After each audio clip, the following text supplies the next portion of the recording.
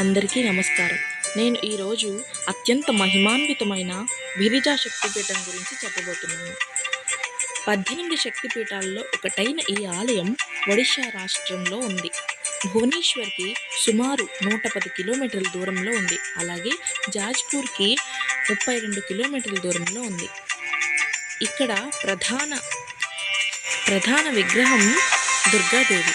ఆమె పాదాలలో ఒకటి సింహంపై మరి ఒకటి మహిషాసురుని ఛాతీపై ఉంటుంది.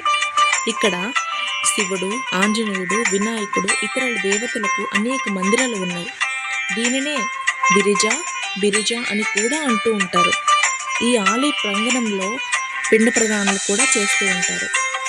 గయాసురుని కోరిక మేరకు దీనికి నాభిగయ అని పేరు వచ్చింది. ఇక్కడ సతీదేవి నాభి పడడం వల్ల దీనికి ఆ పేరు వచ్చిందని స్థల పురాణం చెబుతుంది.